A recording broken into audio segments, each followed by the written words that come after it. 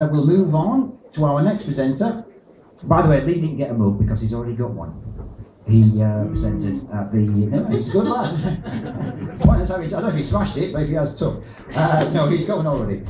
We're going now to have Jules Birkby. Where's Jules Birkby? So I don't know if Jules has presented before. Has been presented before, Jules? No, never. She hasn't.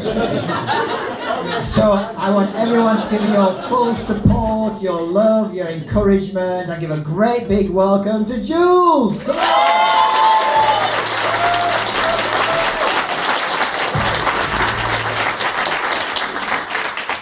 Can everyone hear me? Yeah. Are you ready? Yeah. Okay, hi, I'm Jules, and I think the world can be divided into two groups. The people who think I'm about to talk to you about the clothes swap, and the people who are currently recoiling in horror at the hypocrisy. Now, if you're anything like me, you'll be recoiling in horror, because you'll have spotted the redundant apostrophe, or greengrocer's apostrophe, as it's sometimes called. And it annoys some people more than others. If you're anything like me, it will annoy you on a daily basis. So you'll maybe start your day, you'll read an email in the morning, you'll see it's without an apostrophe. Which is fine, because it's early, and take a deep breath, it's fine. But then you'll maybe see on Twitter, you're wonderful without an apostrophe, and maybe that's just phone predicted text, let's get over that one. But then maybe later on you'll be in the supermarket and you'll see 10 items or less rather than 10 items or fewer. And then you'll be watching telly and you'll see thousands of bargains with an apostrophe. Before you know it, you're on the sofa in the middle of a gin-fueled existential crisis because the world has forgotten how to punctuate. Or is that just me? Well, I'm a copywriter, and so I'm obviously quite pedantic when it comes to spelling and grammar and punctuation. But I've had countless of conversations with people who tried to persuade me otherwise, and no less than a mystery man on Twitter who wrote a most eloquent reply to a tweet that I wrote about bad grammar. And this is what he wrote. Who gives a fuck? It's Twitter, not an English essay. Get a life. Well, how do you reply to a tweet like that? Well, here's how you reply, if you need. And you just correct his grammar.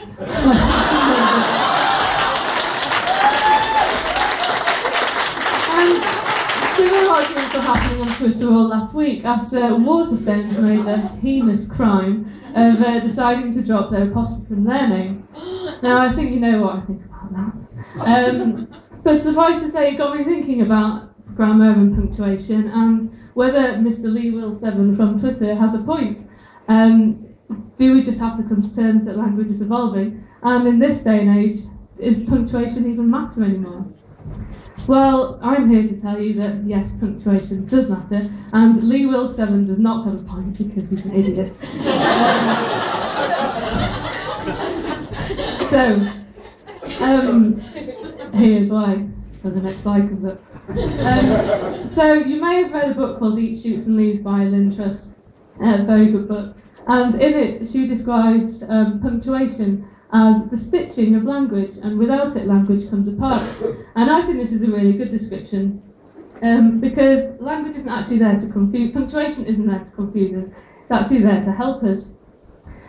And punctuation is actually quite beautiful. It tells us when to stop, when to pause, it tells us if there's a question or an exclamation, and if you pop an apostrophe in there, you've got a contraction or possession. So that's all very well and good, but what happens if grammar's ignored? Of course, something doesn't matter at all. Sometimes it's fine. Some Paul's cathedral, Tom's computer game, Dick's in tray, kind of open to interpretation. And similarly and famously, Prudential's old strap band used to be Prudential were here to help. So without the apostrophe, you'd be forgiven for thinking that they just shut up shop and gone home. And it's not just about apostrophes either. Commas can also completely change the meaning of a sentence. Another example from Eat, Shoots and Leaves: a woman without her man is nothing.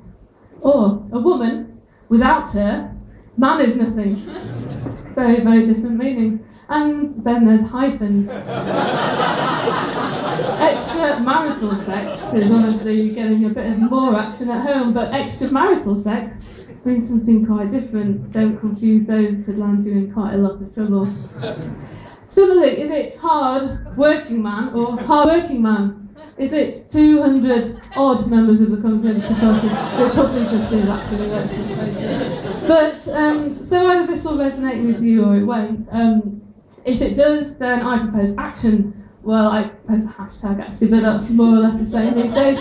Next time you see something that's very badly punctuated on Twitter, retweet it with the hashtag grammar. It'll make them much better, but Lee will said of may tell you to get a life. I hope I've left you with some idea that grammar can be very important, because at the end of the day, the difference between good grammar and bad grammar is knowing your shit and knowing your shit. Thank you.